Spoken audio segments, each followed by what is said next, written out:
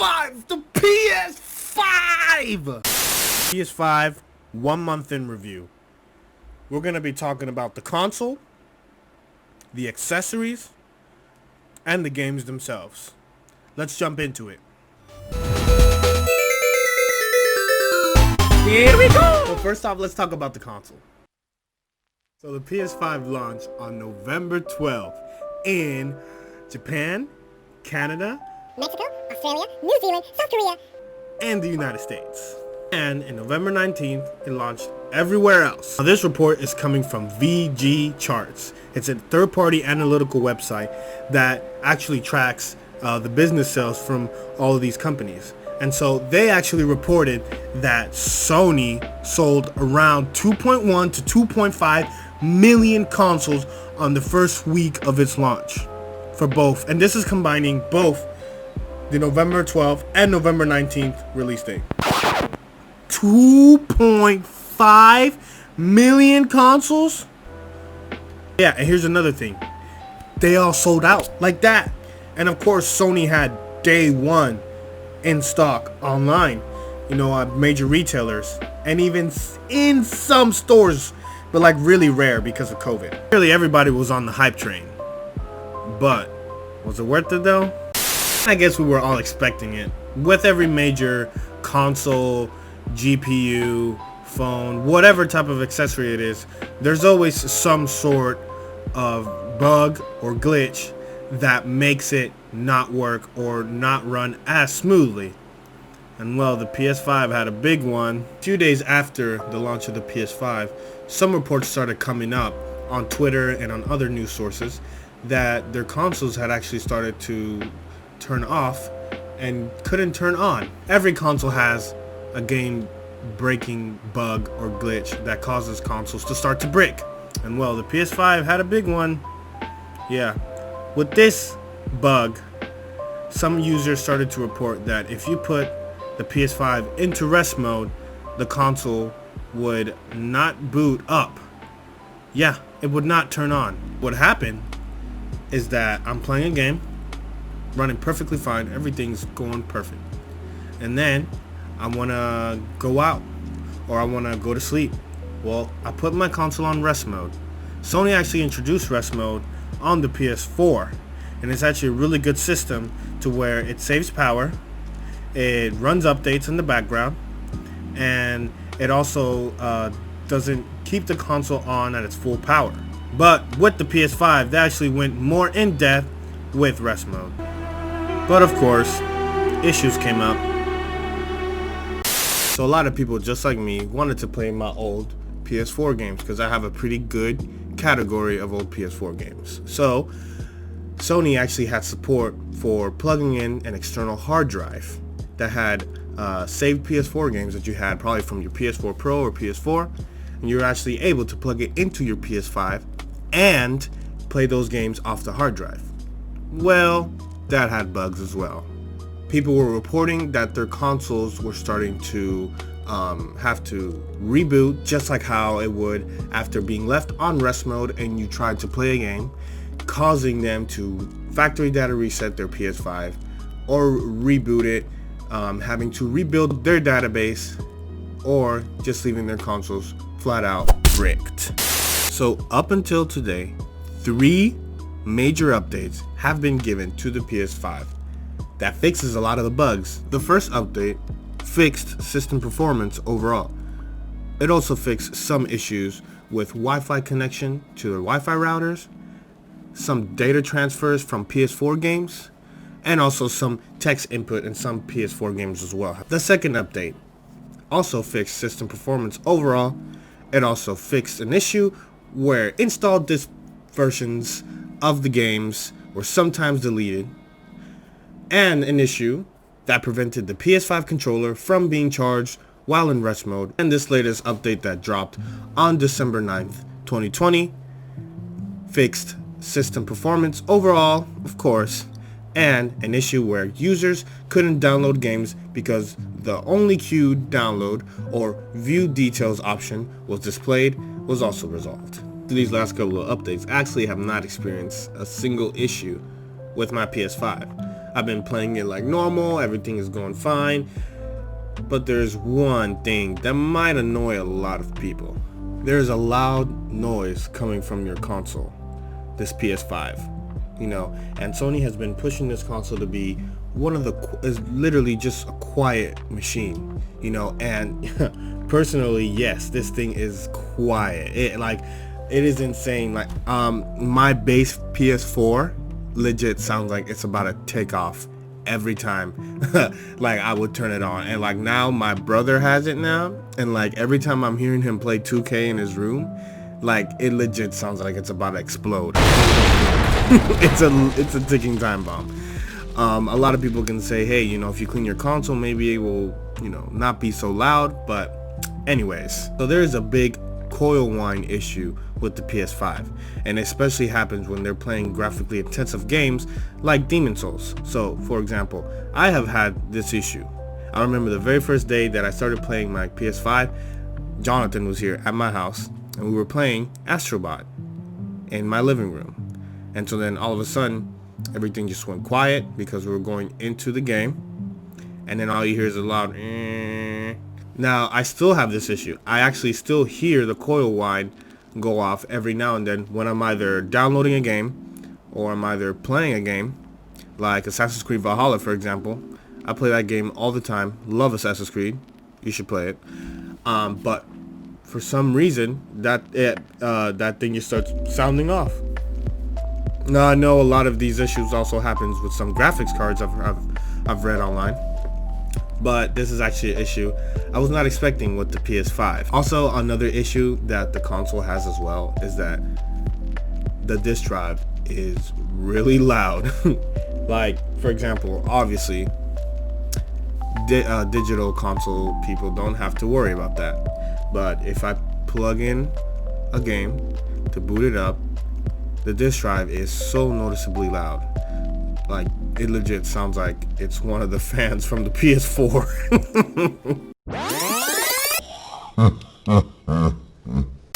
So that's just a little example.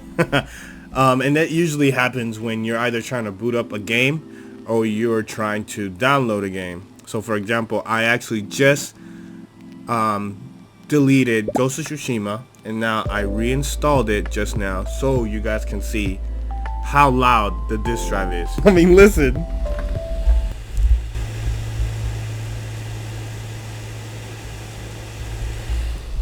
But obviously it's not that big of a deal because it does stop. It doesn't go on, literally until you're done playing the game. It does stop. And it's obviously something that I have to mention, because if you're nitpicky like my cousin Jonathan, then you would want to hear stuff like this. Next up, let's talk about the accessories. So the PS5 launched with 5 different accessories, but all of them were actually made available on October 30th. I luckily was able to go to Walmart and actually get my hands on a few accessories when they were made available. Now I know it's crazy thinking why do you need these accessories if you don't even have the system? Well, I kind of wanted to test it out. Plus, the hype around it was just insane. First accessory I want to talk about: the DualSense controller. This controller is by far my favorite controller, and I love using it on a day-to-day basis. I mean, seriously, they have just hit it out of the park with this controller. The haptic feedback on this controller is amazing. It is amazing. But not just that, but wow, the adaptive triggers on this. If you are going to try to play a bow and arrow game or a gun game or anything on the PS5 that supports adaptive triggers, please have it turned on. You can turn off this feature if you don't like it, and it's something that I would recommend, especially when trying to play Call of Duty Cold War, because it supports it.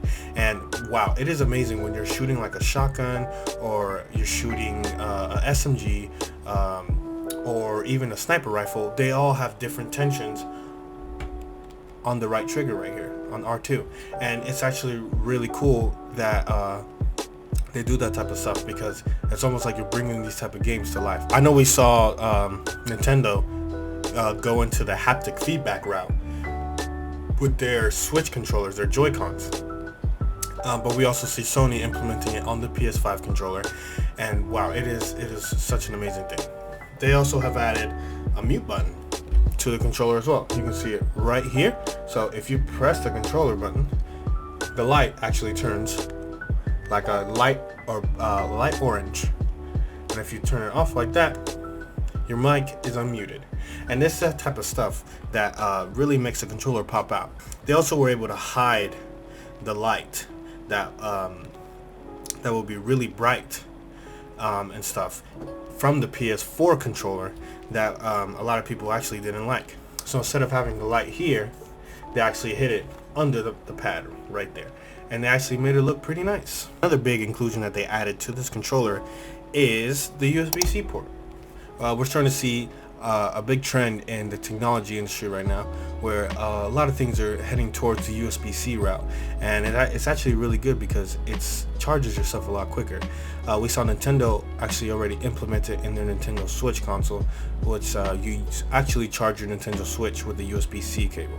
But you're actually starting to see a lot of these cables a lot more often, and Sony actually even included a USB-C port in the front panel of the PS5. So you're actually starting to see that they're going more towards the USB-C route, which is actually really cool.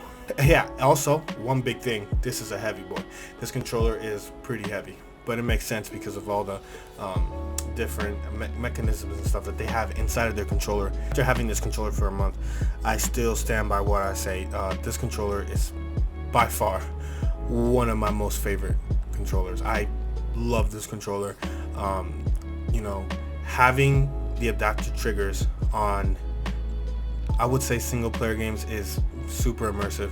It really, you know, brings these games to life, and it really, you know, brings you into those. If I were to recommend something, the very first game that you play on your PS5 should be not could be, it should be Astrobot, because you actually get to test out the controller. That game brings the controller to life. It absolutely touches on everything that the controller can do, and it does it so well and in such a fun way. And it also, you know, takes you down memory lane. You know, maybe you bought a PS1 day one, or a PS2 or PS3 or PS4, whichever. It actually goes through all those consoles and gives you a little brief history of everything that has gone or that Sony has done with every single accessory that Sony has also created in that game as well. Now, charging with this controller, it charges pretty fast. Again, it has a USB-C port. This controller actually does not come with a USB-C cable, so keep that in mind if you're trying to get a USB-C cable. This controller does not come with one. But charging, to me, isn't a big deal, and this leads perfectly into my next accessory, the charging dock. So the charging dock is actually, you know, it's super simple. It's literally, you just drop your controller in there, and that's it. You just leave it charging, and then it stops charging when the controller is fully charged. So this little port right here is where the charging dock actually charges your controller wirelessly. It's actually pretty cool. At nighttime, when I'm gonna go to sleep, when I'm done gaming, I just drop both of my controllers in the charging dock, and then I just go to sleep. You'll see the little orange light up when you know it's there placed correctly, and I think the aesthetics are actually pretty nice looking. I can see Sony's trying to go with a more like futuristic vibe with their stuff. They actually skipped on their trends of releasing black consoles and released all white, and as you can see, the controller's all white, the charging station's all white, and then also, as we go into later, you know, their other accessories are also white.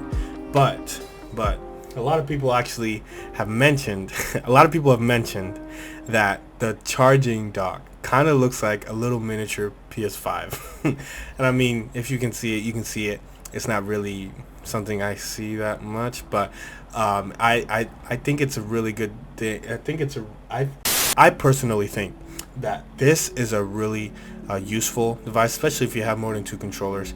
I don't like having all those wires connected to the PS5, and then, you know, yeah, it's pretty simple stuff. You just drop your controller there and leave it to charge. Really, I find it necessary, like how I said before. I've had it for a little bit over than a month now. I did not buy this when it was available on October 30th because I didn't have two controllers, so I didn't really find that necessary. My next accessory, the 3D Pulse headset. This headset is fire. I mean, all I have to say is good stuff about it. This is really comfy. Like, these cushions right here just feel so nice. This little thing right here in the middle actually adjusts depending on how much space you're needing for your head. I actually would highly recommend these headphones. I've had them. I actually bought these on day one when they were available to be bought on October 30th, and man, love these things. The DualSense 3D audio on these headphones while I'm playing on my PS5, and wow, it sounds amazing. Like, whenever you turn around, you can hear a character either speaking to you from here. If you turn around over here, you can hear them talking to you over there, and it just sounds really good overall. And it comes with a little USB dongle, so you can connect it to the front part right there of your PS5, or you can connect it on your PC. After a month, definitely don't see any degradation on it or anything. They're still holding up pretty nice. This part right here is still holding up pretty nice, so the middle part right there. I could say one thing though, this part up here does feel like really plasticky, like, and I feel like, honestly, like if this part wasn't right here, this would just snap off.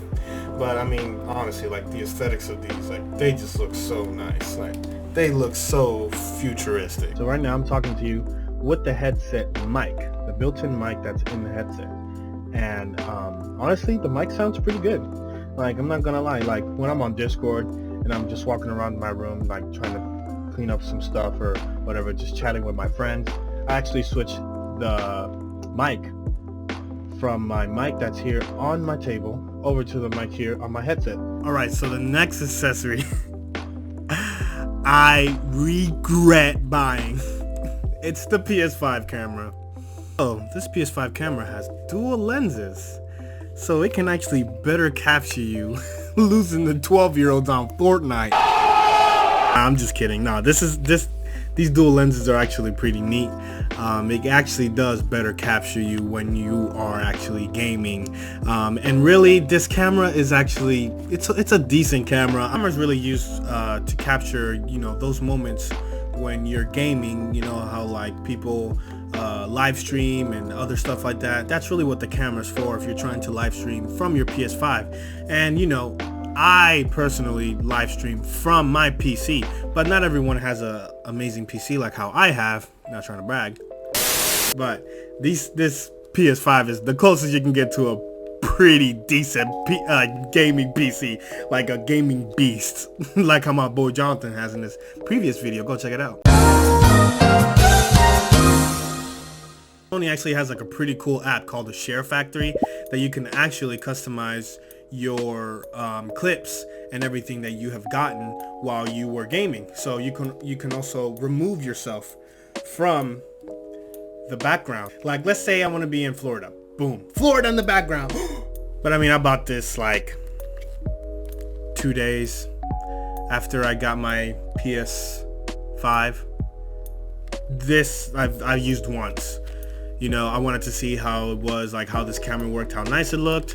I also wanted to see if, hey, maybe I could use this on my PC, because I could actually use this more on my PC. No. See, if you want to live stream on your PS5, if you want to create content from your PS5 using the Share Factor app, yeah, here, take it. I don't need this. Take it from me. Take it! The last accessory, last but not least, the useless media remote that I don't need. I mean, the main reason why I would not recommend this media remote at all is because, I mean, if you really are too lazy and don't want to use your main DualSense controller as your controller, or your controller is probably dead, or, you know, like in my case, I leave my controllers in the charging station where I'm just gonna sit back and watch TV.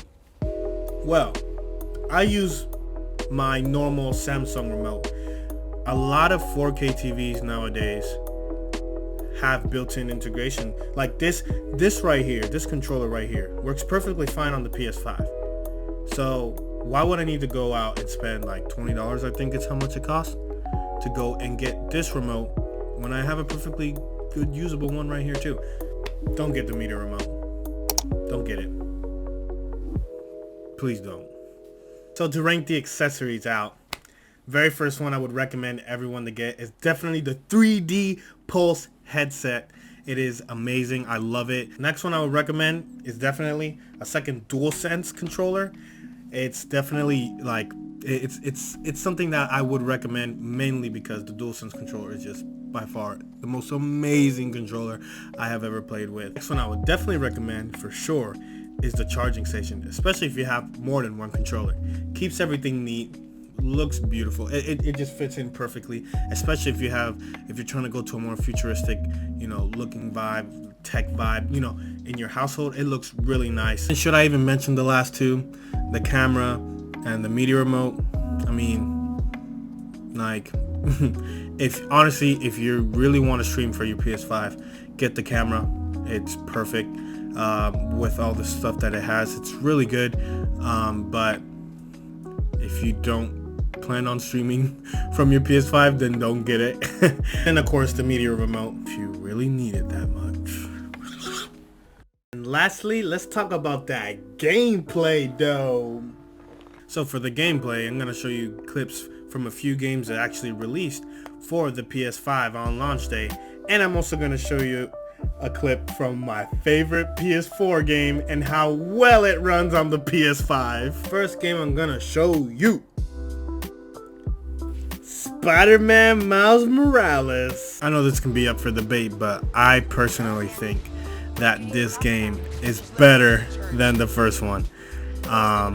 Obviously it's not a full-fledged game like how the first Spider-Man PS4 was, but wow, the swinging in this game is by far my favorite thing.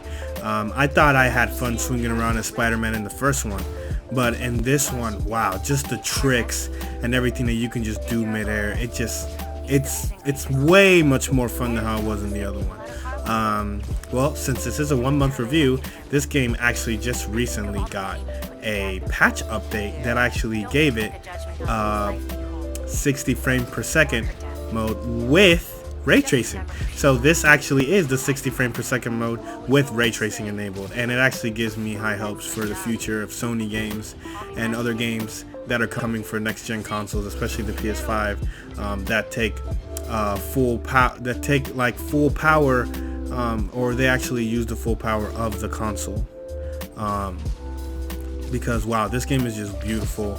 And honestly, like, games nowadays are starting to look a lot like how they show in the commercials or in the teasers, and wow, this game 100% looks a lot like how it looked when they showed it off back in June. It's his new powers and his stealth moves and everything, the fact that he can turn invisible, his venom powers, all these other things that he can do. It's just such a breath of fresh air. I absolutely love it. I had a blast with this game. I beat it in one day. Actually, the story I would say is about 12 hours. I was like, wow, 12 hours, you beat it in one day? Well, I mean, yeah, I kind of just went through the story.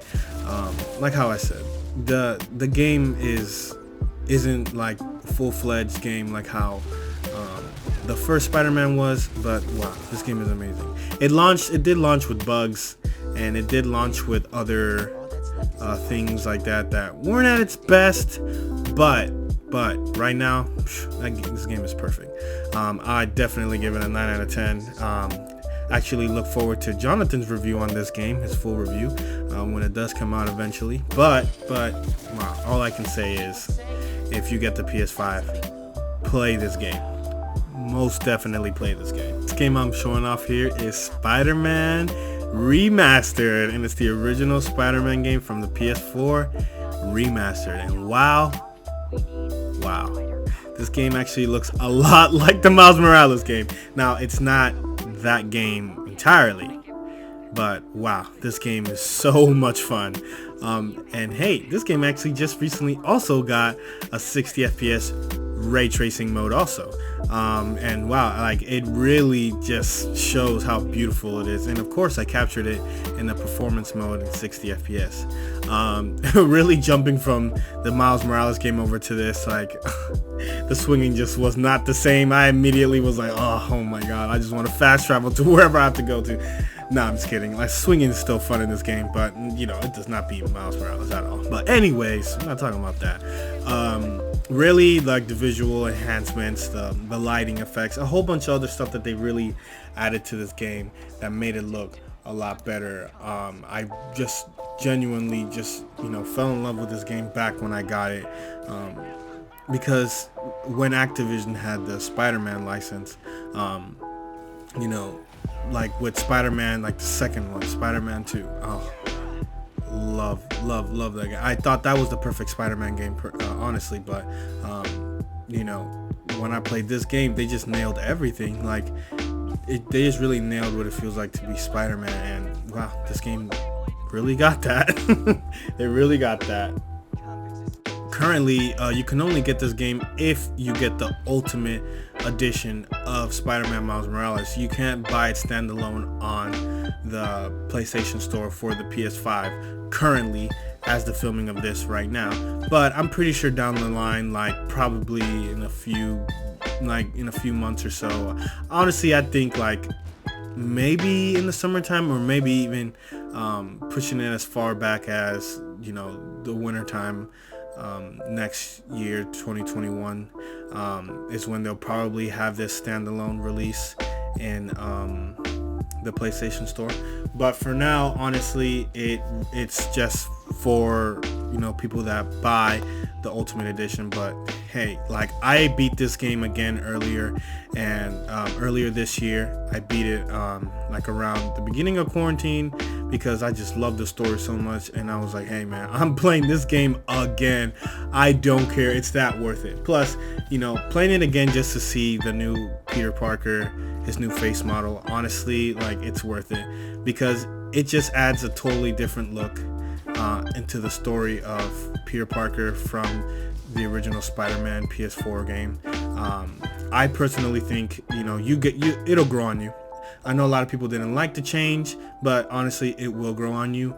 I personally think he has more animation now, because they more accurately depicted the face of Yuri Lowenthal, which is the actor that plays Spider-Man. So they were able to actually capture his facial movements and everything more accurately. So I think there's more emotion into this game than there was into the first one.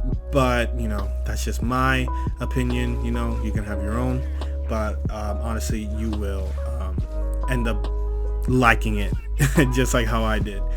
This is definitely, you know, this is still the same Spider-Man game with everything, just different actor, and it does look amazing. Like, wow, this looks amazing. If you turned on fidelity mode with this, wow. If you honestly don't care about 60 FPS performance and you want to have better graphics, please, by all means, turn on fidelity mode. It looks amazing. You know, same thing also with Miles Morales.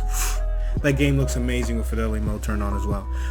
I actually beat both games with fidelity mode turned on, and now, you know, I love playing it again with the ray tracing performance mode. It actually makes it a lot smoother and a lot better. But I know down the line Sony's actually probably going to make it 4K 60 with ray tracing turned on, you know, with enhancements to the lighting and everything, just making it look better. But for now, this is what we're getting. But wow, love it, absolutely love it. Then we got Demon Souls. Oh my gosh, Demon Souls. Love-hate relationship with this game, but who doesn't? I mean, it's just the satisfaction of just killing those ginormous bosses, you know, after you finish portion of the level that you're in. This was actually my first time ever going playing Demon Souls. I have played some From Software games before, like Sekiro, and I did also play a little bit of Demon Souls 3, which is like, yeah, why didn't you play the other ones? I know, but I mean, honestly, when I heard that this game was coming to the PS5, especially day one, I was really interested, and I said, yeah, I'm gonna get that game day one as well. And wow, this was actually the second game I played right after I started playing. Right after I finished Astrobot, I actually started playing this game, and wow, absolutely love this game. If you guys love these type of games where you are pretty much just out on a limb, just going out there, thrown in this world without really much direction or knowing on what you got to do, and if you just love From Software games, especially games like this, oh man, you're gonna love this. You're gonna love this, because Demon Souls, yeah, it's the granddaddy to a lot of these games that we be playing nowadays. These type of lock in on the character and attack until their health goes down. Wow, I definitely would recommend you guys to play this game, because it is fun, and besides all that, it is just beautiful and probably one of the best remasters up to date. Next up, we got my favorite series, Assassin's Creed, and you already know I'm gonna slide in some Assassin's Creed content into my video. So here's Assassin's Creed Valhalla, and wow, this is by far my favorite Assassin's Creed. I love it. It's so good. Oh my god, it's so good. Like, the gameplay is awesome, the story is awesome, the stuff that you can do in this game is awesome. Like, this game just overall is just, oh, it's so good. I mean, this is a 1 month review, so let me give you that 1 month review. This game really, it just started off with a lot of bugs. I honestly wish that it did fix a lot of stuff with a little bit more time. And honestly, you know, there are some things that you just can't fix. You know, like some of the story could be bad and other stuff like that. But I don't really see that with this game. You know, like how it had with Assassin's Creed Odyssey, where I just did not like the story. It was just bad. I love the story in this game. It makes sense. I love how the assassins are tied into this whole Viking saga of Eivor. Also, believe it or not, I love that both the female and the male are called Eivor. You know, it makes sense, and it is, you know, I can see it being a gender neutral name. So, you know, it really isn't something that I am too worried about with that. But what I was really worried about was the whole, you know, choices thing that they introduced in Assassin's Creed Odyssey. But I actually really love that they brought it into this game, and they made it, you know, they just made it work. The bugs were bad. At first, they were bad, but they did iron it out. They also introduced a performance and quality mode for this game as well, which is what I've been seeing a lot with these games here for the PS5. This footage actually is captured in quality mode because I really wanted you guys to see how beautiful this world is. Like, there's a reason why this game is the highest selling Assassin's Creed game, and actually was the highest selling game for this past November and this past December. It actually beat Call of Duty Cold War, which I know a lot of people are like, oh, well, Cold War sucks, or whatever. This game is good, you know, regardless of whether Cold War sucks or not. Call of Duty usually always sells the most, but this time Assassin's Creed beat it. The rightful king has taken the crown. And now to end it off, I'm gonna end it off with my favorite PS4 game. My favorite game of the last gen, Ghost of Tsushima. Yeah, the game came out just this year, but my gosh, I mean, I've always had a love-love relationship with Sucker Punch. They made my favorite video game series of all time, which is Sly Cooper, and just seeing them just take on the Japanese culture and the Japanese story of the samurai here so well. Like, wow, the sword play is something that I've just never seen, like, in any game ever. Like, this is so unique, it's so different. Like, the artistic direction, like, everything about this game is so good. If you want to test your TV's HDR, you turn on this game, because this game, like, oh my gosh, this game with HDR turned on is beautiful, man, and it is beautiful. This is my first ever platinum trophy with this game, Ghost of Tsushima. Like, I have never ever tried to platinum a game ever, and this game was the first game that I was just like, I cannot drop the controller. I need to complete everything because this game deserves for me to have a platinum for it. Like, wow, just wow. You know, like, I just love everything about it. There are some things that that do get annoying, like you know, just little things like looking for clues and everything like that. I never really liked it, but wow, the story is so good. It is so good. I mean, it starts off strong and it ends strong. To me, this is just the perfect story. You know, if you're really looking to play a game on the PS5, that is the PS4 generation, I would definitely pick up this game. It did come out with a patch that introduces 4K 60, and this game with 60 FPS, it is just perfect. This game definitely deserved to be played at 60 FPS, and just seeing it or playing it with 60 FPS is so good. It is so good. So after having the PS5 for a month, all I can say is I can't recommend it anymore. This thing does everything. And you know, like, honestly, growing up, like, it was always, you know, you need to have a gaming PC for games to run its best, to play games at their best, you know, where you can always have stable frame rates, or you can always, but honestly, that gap is closing because with the PS5, like, it has made me want to play console games like more often than I ever wanted to before. That's it on my PS5 review. If you can, go get a PS5. Definitely recommend it. Make sure to leave a like and comment on the video. Turn on post notifications. We post every Friday. This is Jorge, and I'm out.